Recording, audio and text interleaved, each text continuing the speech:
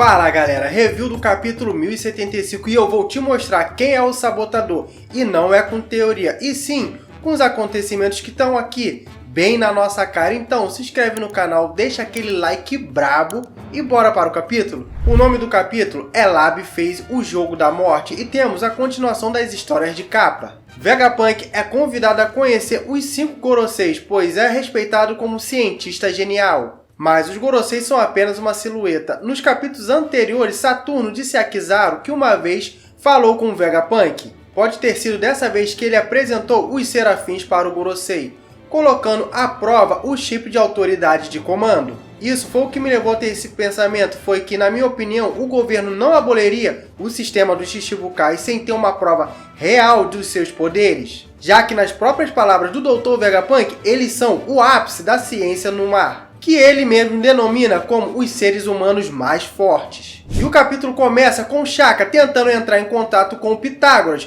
mas não consegue respostas. Ele está desesperado porque o local onde Pitágoras estava aconteceu uma enorme explosão no capítulo passado. E ele acha que pode ter acontecido algum acidente no local. Mas Shaka vê a sombra de alguém no monitor e essa sombra destrói rapidamente todos os Dendemushi, fazendo ele perder todas as imagens dos monitores. E Luffy notou que todas as vozes em seu fone sumiram. Então galera, finalmente eles estão começando a entender que tem um sabotador entre eles. O primeiro local a ser sabotado foram as barreiras e agora os Dendemushi. Será que o sumiço do Dr. Vegapunk está relacionado com esse sabotador? Lembrem que na última vez que vimos Vegapunk, ele estava sob o efeito da Akuma no Mi da Bonnie. E esse sabotador é bem astuto. E essa sombra que o Oda fez aí não ajuda muito, né? Mas eu também não confio nas silhuetas que o Oda desenha. Vocês lembram da silhueta que ele fez para o Kaido?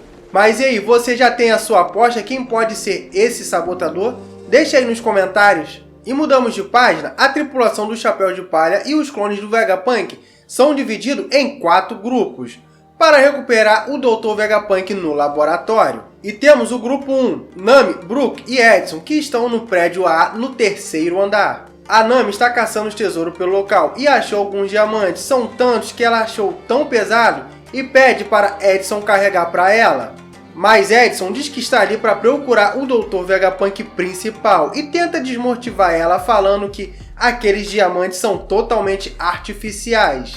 Só que não dá muito certo, ela fica mais motivada ao saber que eles são capazes de fazer até joias. E no prédio A, o grupo 2, Chopper, Robin e Atlas. Chopper está conversando com Atlas surpreso ao saber que ela pode mudar o seu rosto da maneira que quiser, pois ela, em alguns capítulos atrás, recebeu um golpe de Rob Lucy que quebrou o seu rosto por completo.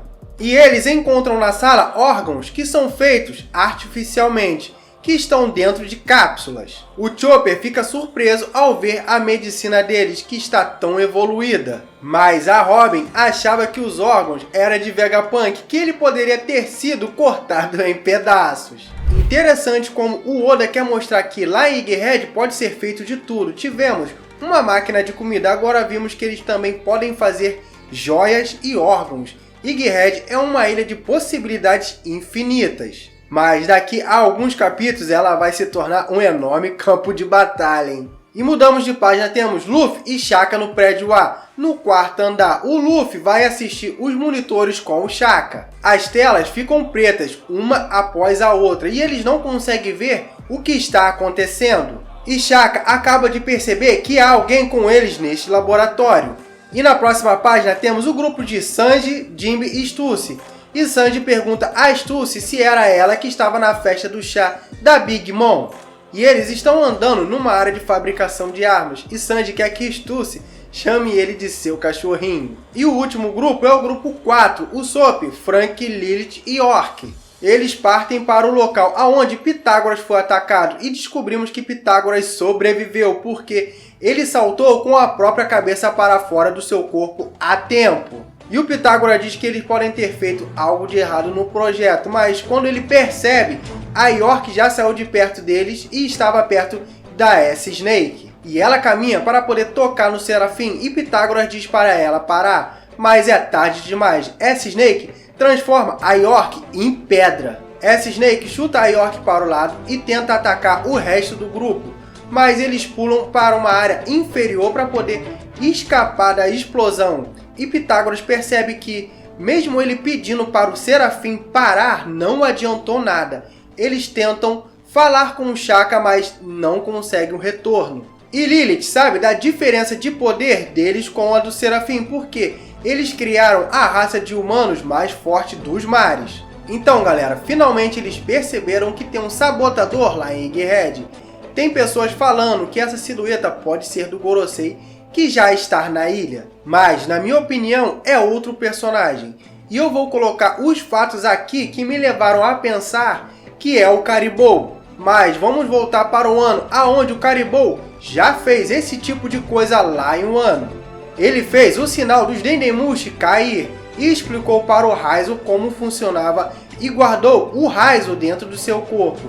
Eu acho que ele pode ter pego o Dr. Vegapunk, ter feito ele dar as ordens para os Serafins. E eu vi algumas pessoas falando que o sabotador não poderia ser ele, pelo fato de não saber lidar com tecnologia, mas ele já lá no arco de Wano, ele já sabia explicar como funcionava a comunicação dos Dendemushis. E no capítulo 1065 foi dado um motivo para o Caribou querer sabotar os Chapéus de Palha. Quando o Zoro falou para ele descer ali mesmo, Caribou falou que eles iriam se arrepender disso e estavam deixando ele a pé em uma ilha do governo. Eu tenho uma teoria de que o papel dele de ir com os Chapéus de Palha para a próxima ilha não vai rolar. Se eu não me engano, ele foi apresentado em Sabaody, depois foi para a Ilha dos Homens Peixes, mas foi encontrado pelo Frank dentro de um barril. E é aí que começa o padrão que o Oda gosta de usar. Ele foi na espreita e descobriu que a Princesa Shirahoshi é a arma ancestral Poseidon, mas foi deixado na Ilha dos Tritões e depois ganhou uma história de capa só para ele em Kerihi. E foi preso por Drake e enviado para o Wano. E lá ele descobriu a localização da segunda arma ancestral Pluton, que está no fundo de Wano. Ou seja, o Oda colocou ele ali para que ele descubra o local das armas ancestrais. E ele quer passar isso para uma certa pessoa. E agora ele está numa ilha do governo, na minha opinião, dessa vez ele vai ser preso. Depois que tudo isso acontecer, ele não vai ser levado para Impel Down. Ele vai barganhar com o Gorosei, que vai levar ele preso. Ele vai ser levado para Mary Joyce e revelar o local das armas ancestrais para os anciões. E vai ficar preso em Mary Joyce. E vai se repetir o padrão de ser preso, escapar e descobrir mais uma arma ancestral, que no caso pode ser Imu-sama. E o que vocês acham disso? Coloque aqui nos comentários. E a cena muda para a sala de controle. S-Beer e S-Hawk invadem e atacam todos, incluindo a CP0. Shaka ordena que S-Beer e S-Hawk parem, mas eles não acatam o comando de Shaka. Então Shaka entende que isso significa que a pessoa que deu a ordem deve ser um Vegapunk também. E deduz que essa situação foi planejada, pois a comunicação foi cortada e o campo de força está ruim, tornando ele instável. Shaka então percebeu que tem alguém tentando matar eles. Luffy e Kako acordam e dizem a Luffy e Zoro que eles deveriam lutar juntos, temporariamente, para poder sobreviver a essa situação. E Rob Lucy diz: Chapéu de Palha, tire as nossas algemas, nós somos mais úteis para você sem elas. E o capítulo termina com Luffy e Zoro fazendo as caretas de nojo como o Oden e o Barba Branca. Então, como eu já disse, eu acho que isso pode ser uma trama do Caribou e ele está com o Vegapunk dentro do seu corpo. E assim deu a ordem para os Serafins, então é por isso que Shaka não conseguiu sobrepor as suas ordens. E também não acho que as coisas vão mudar tão facilmente, porque tem um Gorosei indo para lá para poder tomar controle dos Serafins, junto com o Almirante. Isso vai deixar as coisas muito tensas. No caso, o Luffy solte o Lucy e a Marinha chegue na ilha, isso vai complicar para a CP0. Lembrem que os Serafins têm um sistema de monitoramento que foi mostrado lá na Ilha das Mulheres. Tendo isso em mente, eu vejo sim a possibilidade deles se juntarem com o Chapéu de Palha, mas só por um breve momento. E o que vocês acham disso? Coloque aqui nos comentários. Vocês esperavam uma dessa? E galera, eu fico por aqui. Obrigado a todos que ficaram até aqui. Semana que vem teremos One Piece, hein? E mais uma vez, não deixe de se inscrever no canal. Deixe o seu like que me ajuda muito. Fique com Deus, até o próximo capítulo e valeu!